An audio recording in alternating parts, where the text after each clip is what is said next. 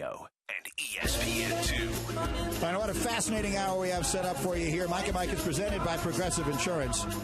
Great guest list on the Subway Fresh Take Hotline. Cubs president Theo Epstein in this hour. So that's why you're hearing the Chris Bryant stuff in there. We'll get his thoughts on that. We're going to have Amari Cooper in our studio, who figures to be a top 5 or thereabouts draft pick coming up in a week and a half. And right now, thrilled to be joined by our very own Stephen A. Smith from First Take and so much more. I'm in the house. He's in the house. You're always in the house. What's up, fellas? Now, we are very much in your milieu today because we're going Hollywood today. Right? So we're going Hollywood because we announced our contest today. We're going to send listeners to the ESPYs. They're going to go to Hollywood. Right. So we got a little Hollywood. You're kind of a Hollywood guy. You're certainly hanging out with Money Mayweather, a little Hollywood kind of flash and dash. So today we decided to try and match you with that. Well, do you see any Stevie Wonder kind of look like I just a little bit. Yeah, hit the music. Go ahead, watch. Oh, my Lord. With my... I told you, I got the whole thing down. I only had the dreads till it worked. Okay. Very superstitious. He does. I mean, maybe cool, y'all. I like the look. I always laugh when you try to be cool because it's beautiful. It's a beautiful thing. It's a beautiful thing. I have my own special kind of swag. They don't sell this in stores. So a million. I want to get into Mayweather with you. I want to get into Tebow with you. But let's start with the basketball playoffs. Yeah. And Jay Williams this morning. I'll let you tell it, but highly critical of Deron Williams and the way he came out last night. And Steve, I've heard you talk about this a little bit. Mm-hmm. Deron Williams a couple years ago, I was like, that's a top 5 PG in the league. Mm-hmm. And after Paul Pierce had made those statements, I was expecting to see a D. Will who was passionate the other night, somebody who would try to take over a ball game. Mm-hmm. I didn't see that once again. He's everything that I thought he was. Yeah. We agree. I've been saying it for quite a long time. And it's crazy because the kind of thing that he's going to be criticized for is the kind of thing that normally, under normal circumstances, you would applaud. When Paul Pierce came out and said what he said about Deron Williams, he was right on the money because basically Deron Williams, he's not everything I believe you are. When I watched Jay Williams play at Duke, he was my favorite player in the nation because not just because of his skill set, but because how you came at cats. Jay came at cats like, let's get it on. Deron Williams is not that kind of guy. Happily married, beautiful family. He's got the type of attitude that's, everything's going to be all right. It's no big deal. I'll go there. I'll put in my work. I'll do what I need to do. But if it doesn't work, it doesn't work. And that's just how life is. But you took $98 million. And when you get $98 million, that's franchise money. And I often say this. That's why I'm not, not that I would have been a president of basketball operations, but let me tell you something. If I was, that man would not have gotten that money from me because it's not just about your skill set.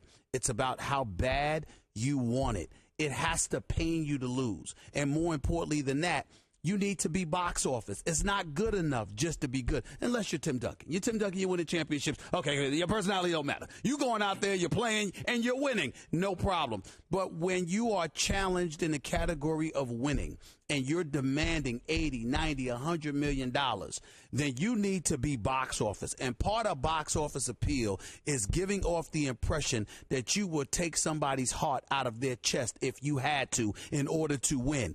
That's not Deron Williams. He's a very talented player, like you said. We were talking about him, top 5 point guards in the game.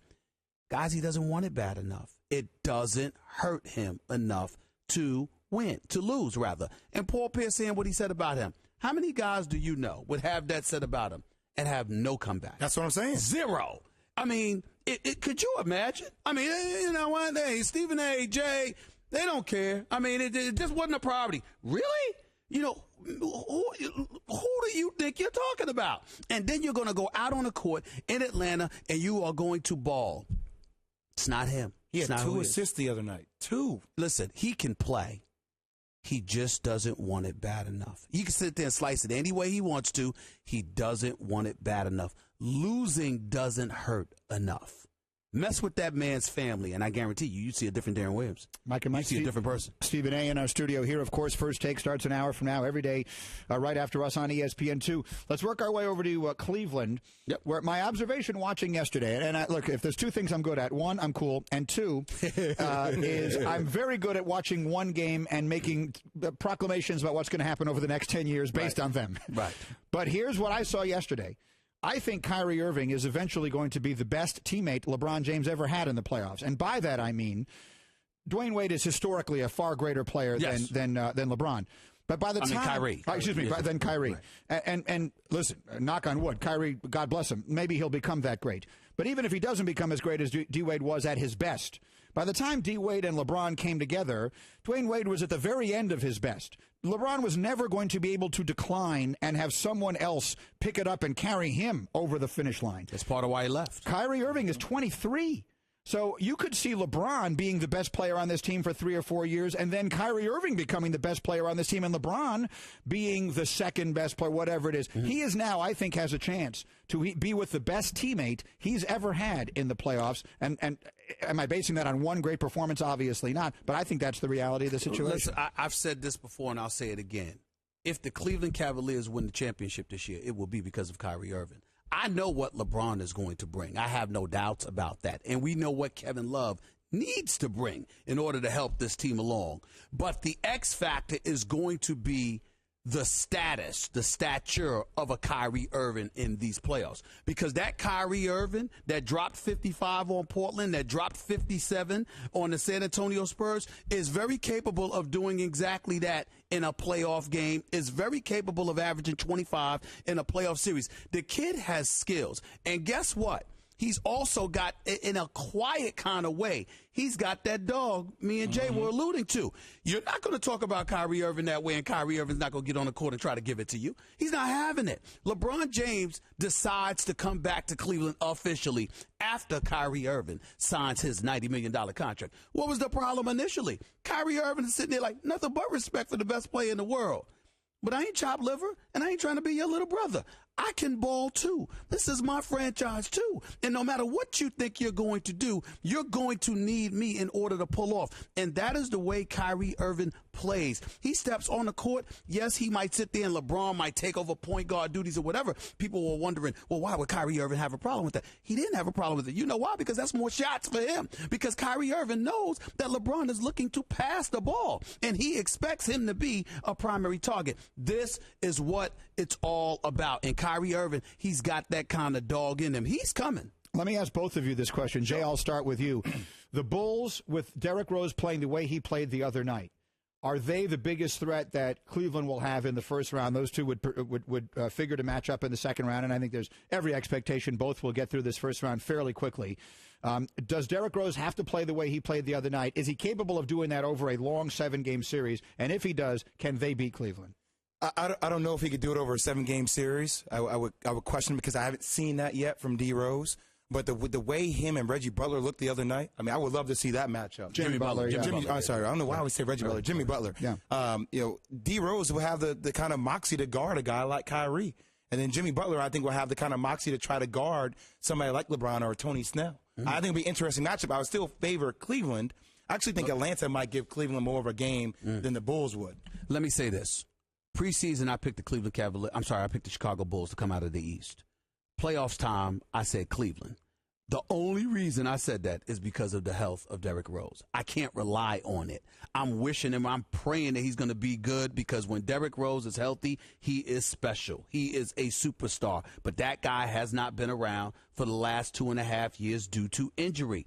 And I don't suspect that he'll be able to sustain a level of greatness, whatever level of greatness, even in increments that we saw in the first game against Milwaukee. I don't see that being something that he can sustain health-wise. I've got to see it to believe it. But if Derrick Rose is healthy and we could pencil him in being healthy for the playoffs, the Chicago Bulls can beat Cleveland.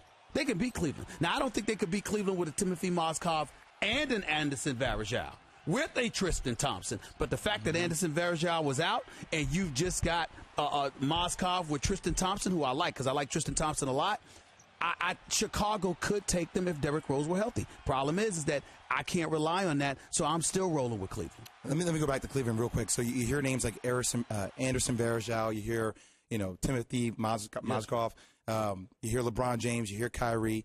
I'm not hearing about Kevin Love, right? Right. Is Kevin Love's mentality where you need it to be in order for them to win the championship, or what needs to change, if anything needs to change? I'm going to say, first of all, I do think his mentality needs to change. Not quite as bad as Deron Williams. He's just trying to fit in. It's a tougher process for him than it was for Chris Bosh. But the other thing is that it's the acquisition of Mozgov combined with J.R. Smith and Iman Shumpert. J.R. Smith is a guy taking additional shots. Iman Shumpert helps because he's willing to guard any perimeter defender. You give him that assignment. He wants it. And Mozgov is playing that big boy role. So you got Griffin, the GM, who's done an outstanding job. But what's gotten Love lost in the shuffle is he's a guy devoid of incredible athleticism. He averaged 26 sandwich in 2 complete seasons in Minnesota when he was injured in between there. He's a guy he had 19 and 12, averaged about 17 and 10 this year, or 17 and 11. Give him his respect. But the flip side to it is that LeBron is right. He's got to elevate himself to another level if they're going to win the chip. I have no concerns whatsoever about Kyrie Irving. Zero. He will show up. Kevin Love is an X factor because, again, is your shot falling? Because he doesn't have much of a post game, doesn't play above the rim, isn't the rebounder demon that he was in Minnesota. He's got to hit those 3-point shots in order to be effective, and I don't know if that's going to happen. Yeah, it's hard to get rebounds when you're always 25 feet away from the basket. Yes. How about that? Mike and Stephen A. If Stephen A. looks weary already this morning, it's because he woke up and heard the news that he knows is going to cause him great pain in 50 minutes when they start First Take, and Skip Bayless has his guy back. If you don't know what I'm talking about, you will in exactly 1 minute on Mike and Mike after this word from takemefishing.org. And if Golick was here, he'd be telling you the story of the first fish he ever caught on a stone pier off of Lake Erie, and he'd be telling you memories he has of fishing with his father, fishing with his brothers, and fishing with his